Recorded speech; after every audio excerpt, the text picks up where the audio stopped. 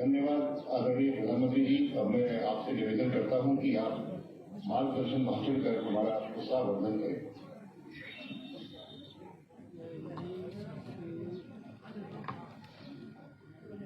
नमस्कार जी। कार्यक्रम में उपस्थित केंद्रीय मंत्रिमंडल के मेरे सहयोगीगण, विभिन्न राज्यों के माननीय मुख्यमंत्री साथी, सांसदगण, विधायकगण, अन्य महानुभाव, देवी और सज्जनों, आज के इस कार्यक्रम में पद्म सम्मान पाने वाले अनेक व्यक्तित्व भी हमारे साथ जुड़े हुए हैं। मैं उनका भी आदरपूर्वक स्वागत करता हूं। सूचना प्रसारण मंत्री एवं युवा कार्यक्रम एवं खेल मंत्री यहाँ पर मौजूद है। हमारे साथ यहाँ पर सांसद जेमियांग सेनी नमंग्याल जी हैं। साथ ही हमारे साथ चेयरमैन LHDC ले एडवोकेट तासी ग्यालसन जी। अब मैं माननीय मंत्री जी से अनुरोध करूंगा कि इस पत्रकार वार्ता को ट्रांसमीटर्स के संबंध में संबोधित करने की चर्चा करते हैं। नमस्कार मित्रों, ऑल इंडिया रेडियो के लिए, आकाशवाणी के लिए आज एक ऐतिहासिक पल था जब एक साथ 91 FM ट्रांसमीटर्स का अवलोकन, उद्घाटन माननीय प्रधानमंत्री श्री नरेंद्र मोदी जी ने करके देश को एक बहुत बड़ी सौगात दी है। दूर से दूर गांव तक, शहरों तक, देश के 18 राज्यों और यूनियन टेरिटरीज में 2 करोड़ की आबादी को इसका लाभ पहुंचाने का काम किया है। FM के नेटवर्क को और बड़ा करने का काम किया है। आकाशवाणी का FM नेटवर्क आज देश का सबसे बड़ा नेटवर्क है।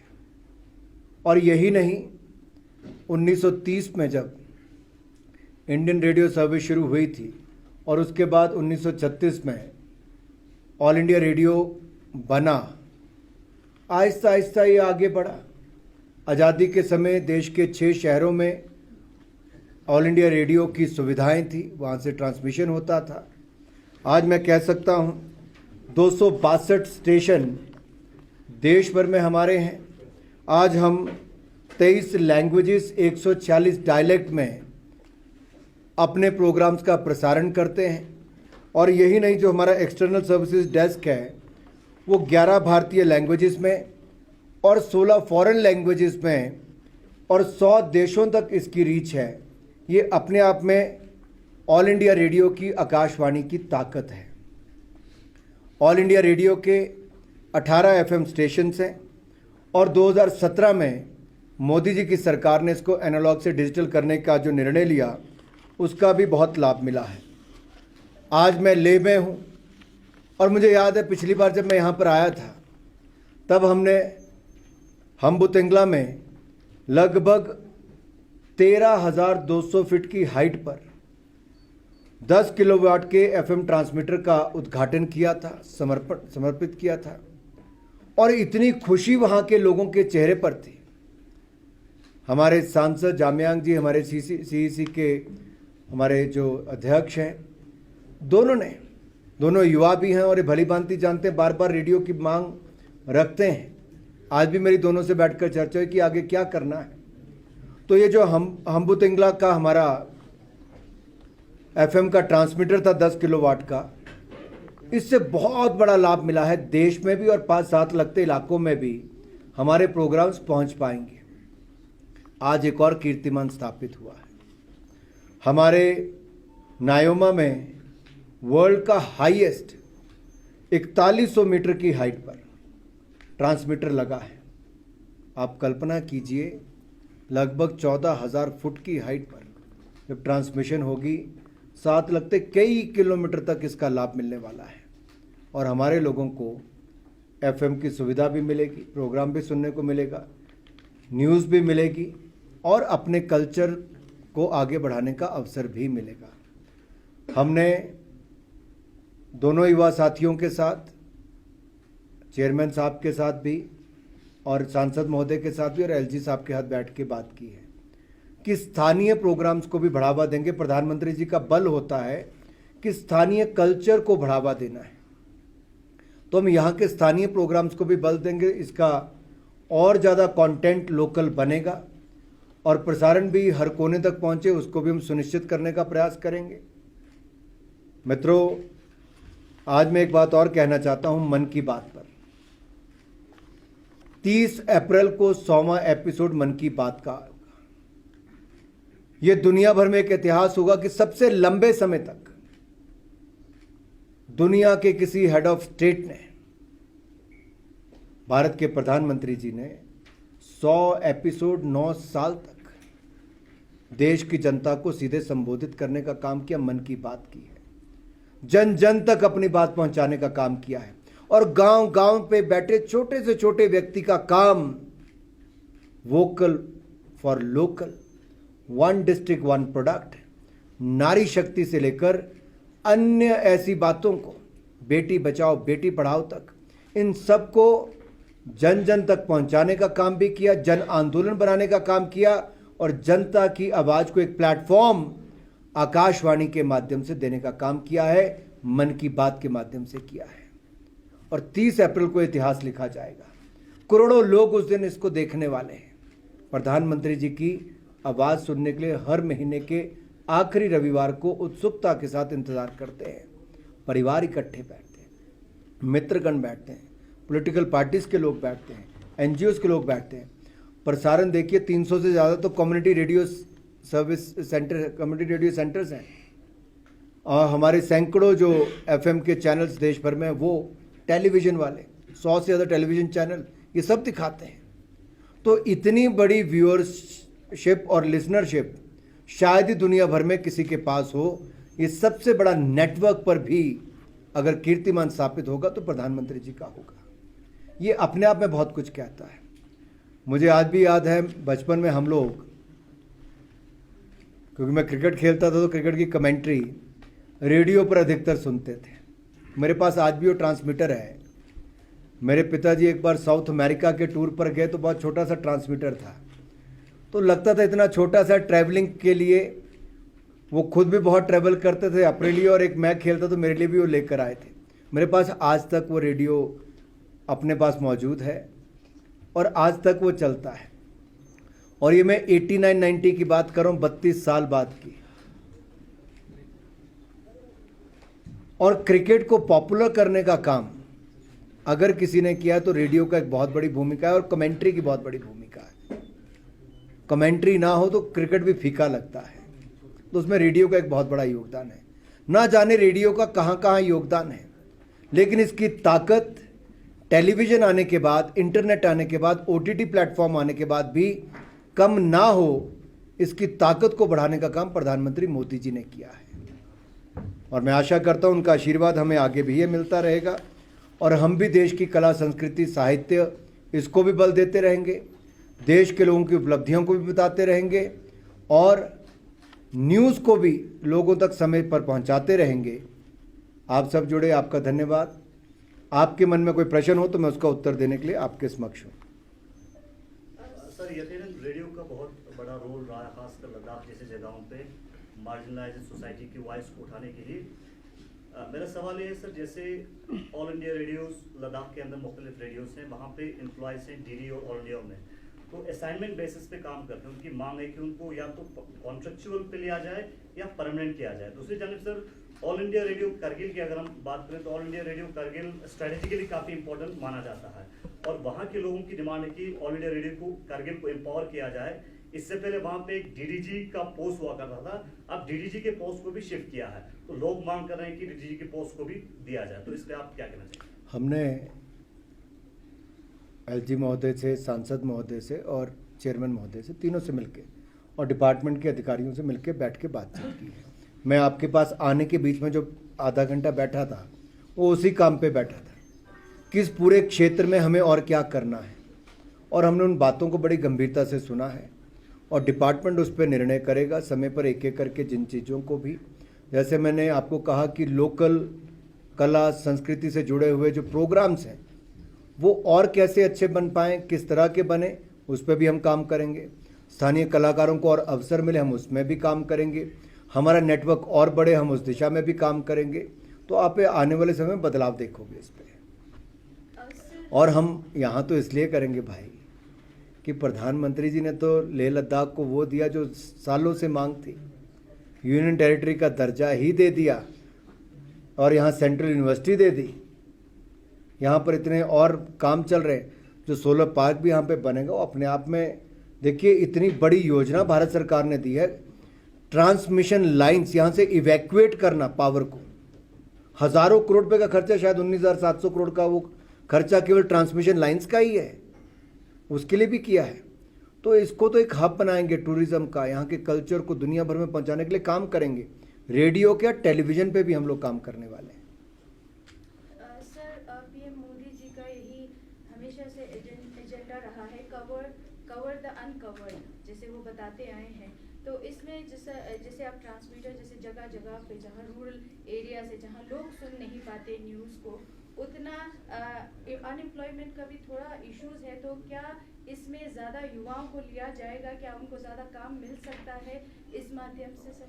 देखिए, भारत के युवा बहुत प्रतिभाशाली हैं और उनका जो कंटेंट है, आज देखिए मैंने जो एक बात कही प्रधानमंत्री जी के पहले संबोधन में, उनके स्वागत में, मैंने कहा प्रधानमंत्री जी को सुनने वाले मन की बात के कौन लोग हैं?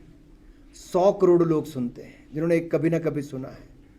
23 करोड़ तो लगातार सुनते हैं हर एपिसोड को, और 62% युवा 19 साल से 29 साल की उम्र वाले।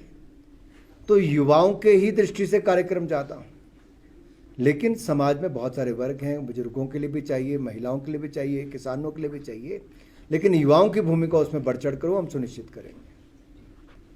सर, एक पर्सनल क्वेश्चन थोड़ा आपसे पूछना चाहेंगे। आप 4 टाइम के एमपी हैं, हमीरपुर से आते हैं, दिल्ली में आपको सरकारी आवास मिला हुआ है। आपके जो पर्दे हैं उनका प्राइस क्या होगा, और जो आपके घर की टाइल्स लगी होती हैं उनका प्राइस क्या होता है? जो टीवी आप देखते हैं वो कितने करोड़ का सर ले रखा है आप लोगों ने? ये काफी चर्चा में है, तो मैंने कहा थोड़ा आपसे भी जान लें कि आप पर्सनल। तो दिल्ली वाले आके लेह में भी दिल्ली को नहीं भूले, क्योंकि दिल्ली के मुख्यमंत्री ने कांड ही ऐसा कर दिया है जो भ्रष्टाचार की सीमाएं तोड़ के चले गए। कांग्रेस को जो कई वर्ष लगे होंगे करने में, उन्होंने बहुत कम समय में कर दिखाया है। भ्रष्टाचार की जननी कांग्रेस कहा जाता है, लेकिन उसको भी पार करने का काम अरविंद केजरीवाल जी ने करने का किया है। अरे 2 करोड़ रुपए का केवल मार्बल ही घर पे लाओ और 3 करोड़ रुपए लेबर लगाने पे कर दो, 5 करोड़ रुपया, 45 करोड़ रुपया रेनोवेशन पे खर्च हो, और जो मार्केट में टीवी 3,80,000 रुपए का मिलता है वो आप 10-10.5 लाख रुपए का खरीदो एक टीवी। आप ये मत सोचना पूरे घर के। दिल्ली के गरीबों को एक भी शौचालय बना के अरविंद केजरीवाल जी ने नहीं दिया। अपने घर में 15 शौचालय इटालियन मार्बल या पता नहीं क्या क्या लगाकर बनाए हैं। ये अपने आप को आम कहते हैं, आम आदमी। अगर 45 करोड़ का महल बनाने वाले ये आम है, और कितनी जगह इन्होंने और खाली करा के अपने बंगले को बड़ा किया, कितने स्विमिंग पूल बनाए, ये बहुत सारी जानकारियां अभी आपके सामने आनी बाकी है। ये देश जानना चाहता है कि भ्रष्टाचार शराब के में तो किया, स्वास्थ्य में भी किया, कोई ऐसा क्षेत्र नहीं छोड़ा जहां किया हो। अपने घर की रेनोवेशन में भी करोड़ों रुपए का घोटाला कर गए। लेकिन पर्दे पे मैं आना चाहता हूं। एक गाना था, ये पर्दा ना उठाओ, पर्दा जो उठ जाएगा तो भेद खुल जाएगा। वहां पर्दा उठने पर भेद खुलना था, यहां पर्दे की कीमत पे भेद खुल गया है। मेरे घर में तो भाई कोई 10 लाख रुपए का पर्दा नहीं है, एक एक पर्दे 10-10 लाख रुपए के। क्या आपके घर में है किसी के 10 लाख रुपए का पर्दा? तो आप कल्पना कीजिए कि कितनी हेरा फेरा हुई होगी, जहां टेलीविजन की, शौचालय की, मार्बल की, और लकड़ी की दीवारें, 8-8 करोड़ रुपए की लकड़ी की दीवारें हैं। लद्दाख में लकड़ी का ही काम होता है, आपके घर पे तो नहीं? जामयांग जी, कोई 8 करोड़ रुपए की लकड़ी आपके चेयरमैन साहब, कोई 8 करोड़ की लकड़ी की दीवार पर नहीं? सर 8 करोड़ हमें दे दे, हम एक यूनिवर्सिटी बना देंगे। सर जैसे डीएनए कहा जाता है, डेमोक्रेसी इंडिया का नंबर 1 माना जाता है, तो कुछ ऐसे भी नोशंस हैं जहां मीडिया को कहते हैं कुछ इश्यूज पे बोला नहीं दिया जाता है, तो उस पे क्या कमेंट करेंगे सर? क्या इसको रूमर कहेंगे या इसको ऐसे ही बोला जाता है, या किस तरह से इसको पेश किया जाए? देखिए, भारत का लोकतंत्र की ये खूबी है कि गरीब से गरीब व्यक्ति भी, दूर से दूर ग्राम में बैठा व्यक्ति भी अपने मन से, अपनी इच्छा से वोट डालता है। नहीं तो कांग्रेस के लाखों करोड़ के घोटाले के बाद मोदी जी प्रधानमंत्री नहीं बन सकते थे। ईमानदार व्यक्ति को चुना जब ये कहते थे चाय बेचने वाला है। और मैं आपके सामने इस बात को कह रहा हूं, देखिए क्या क्या नहीं कहा मोदी जी के लिए। सोनिया जी ने कहा मौत का सौदागर, कांग्रेस के किसी बड़े नेता ने कहा नीच, किसी ने कहा बिच्छू, किसी ने कहा कुत्ते की मौत मरेगा, किसी ने कहा मोदी की कब्र खोद दो, और कल जहरीला सांप कह दिया खड़गे जी ने। यानी कि सोनिया गांधी जी ने जो कहा था, खड़गे जी उससे भी आगे निकलने का प्रयास कर रहे हैं। होड़ लगी है कांग्रेस में कि मोदी जी को कितनी नीचा दिखाई जाए, कितने अपशब्द कहे जाएं, कितना अपमानित किया जाए, और मोदी जी की कब्र खोदने वालों की कांग्रेस में कोई कमी नहीं है, ये साफ देखने को मिलता है। राहुल गांधी जी विदेशी धरती पर जाकर भारतीय लोकतंत्र के खिलाफ काम करते हैं और देश के अंदर पिछड़े समाज को अपमानित करते हैं और मोदी जी को अपशब्द कहने का काम करते हैं। लोकतंत्र में मर्यादा कहीं ना कहीं होनी चाहिए, नीतियों पर चुनाव होने चाहिए, ना कि व्यक्तिगत बयानबाजी पर, और वो भी इतना ओछे बयान और इतने अपशब्द कहकर। ये भारत की जनता कभी स्वीकार नहीं करती। ये कांग्रेस का एक के बाद दूसरा चुनाव हारना, ये उनकी छटपटाहट, बौखलाहट दिखाता है। तभी तो ऐसे अपशब्द निकलते हैं और अपमानित करने का काम प्रधानमंत्री को करते हैं। कर्नाटक की जनता मुंह तोड़ जवाब देगी, और ये जो जहरीला सांप कहा है, मौत का सौदागर कहा है, नीच कहा है, ये हर बार इस पर मुंह तोड़ जवाब दिया जनता ने, इस बार भी जवाब देगी। और जहाँ तक मीडिया की बात है, मीडिया स्वतंत्र है, पूरी तरह से स्वतंत्रता है, जिसको जो लिखना है वो लिखता है, करता है। लेकिन मैं वहाँ पे कहूँ, इनकी कौन करता है? अखबार वालों के लिए प्रेस काउंसिल ऑफ इंडिया है, उनकी स्वयं सेल्फ रेगुलेटेड बॉडी है। इसी तरह टीवी चैनल की भी सेल्फ रेगुलेटेड बॉडी है। सरकार का हस्तक्षेप कहीं पे नहीं होता है। सर कर्नाटक में बीजेपी की क्या स्टेटस है? बहुत अच्छा है। जैसे हमने उत्तर प्रदेश जीता, उत्तराखंड जीता, मणिपुर जीता, गोवा जीता, त्रिपुरा जीता, असम जीता, नागालैंड जीता, अब हम कर्नाटक भी जीतने वाले हैं। सर पहलवानों का फिर से तो अभी वहाँ पे धरना जारी है, उन्होंने सब पर आरोप लगा दिए, किसी को भी नहीं छोड़ा, मंत्रालय हो या आईओए हो, बोले कहीं से कोई सपोर्ट नहीं मिल रहा है। आप लोगों ने तो पूरा सपोर्ट किया, मीटिंग्स पे मीटिंग्स की है, मगर वो बोल रहे हैं कोई सुन ही नहीं रहा हमारी।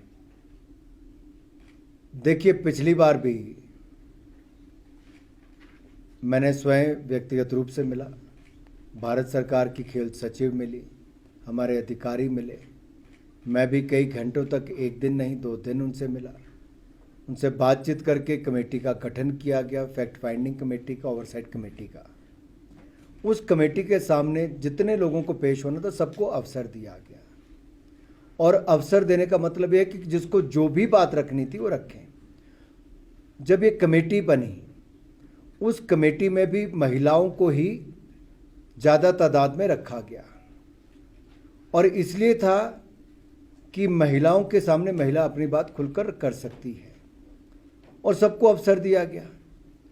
अब उस ओवरसाइट कमेटी ने जो अपनी रिकमेंडेशंस थी, वो पूरी रिकमेंडेशंस में जो एक पार्ट है उसमें यह भी था कि निष्पक्ष चुनाव हो, जो इनकी मांग भी थी खिलाड़ियों की। निष्पक्ष चुनाव कराने के लिए एक इंडियन ओलंपिक एसोसिएशन को हमने वो अधिकार दे दिया। पहले भी ऐसा ही होता था, इंडियन ओलंपिक एसोसिएशन करती थी।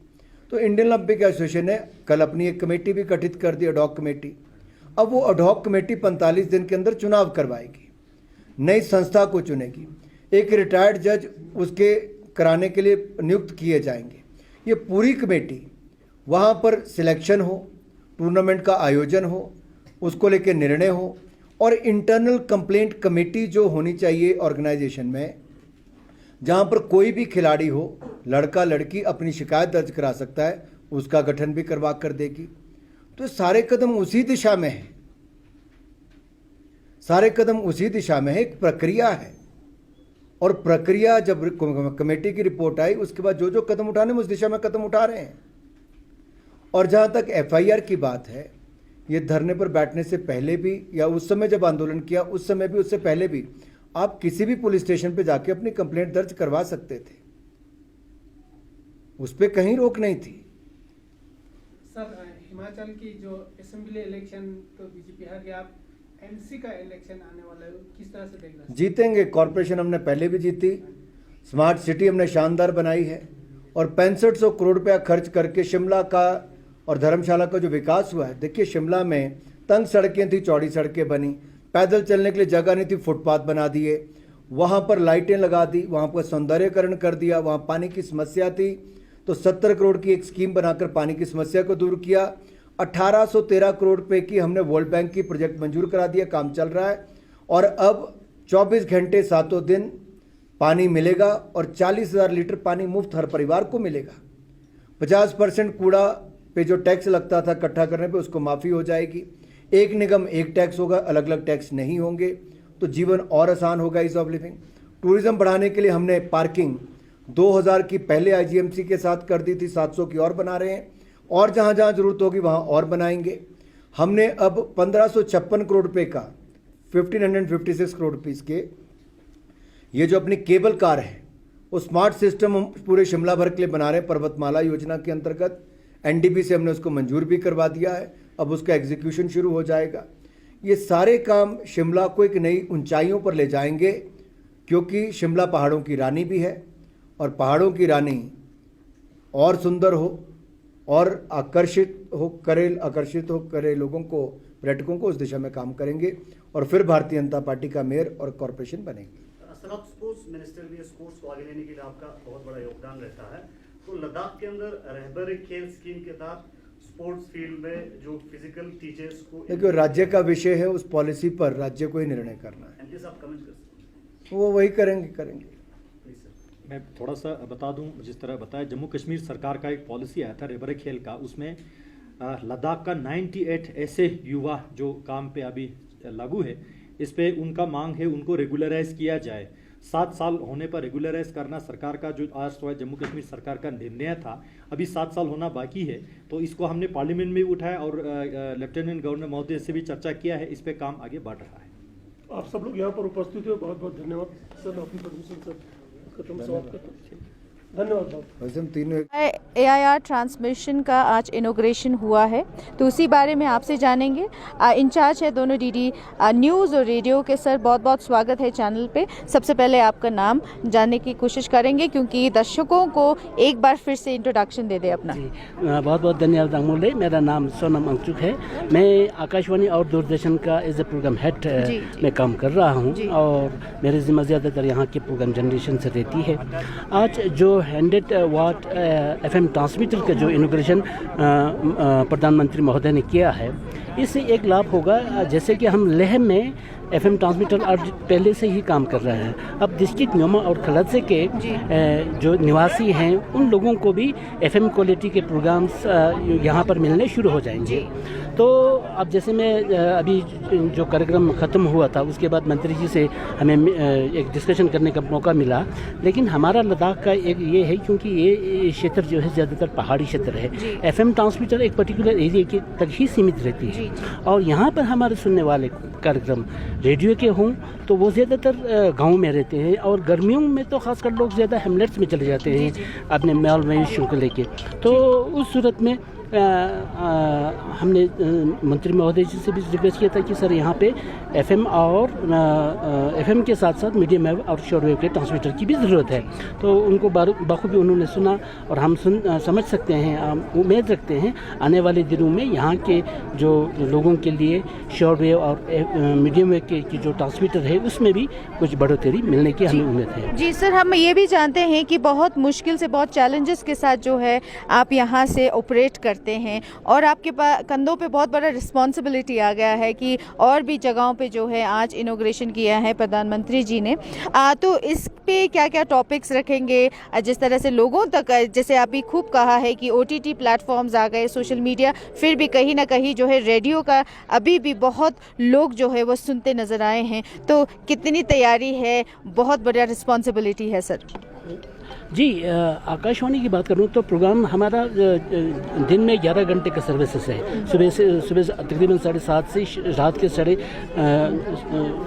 रात के 10 बजे तक, तो 11 साढ़े 11 घंटे का प्रोग्राम है जिसमें हम विभिन्न तरीके के प्रोग्राम यहाँ से पेश करते हैं।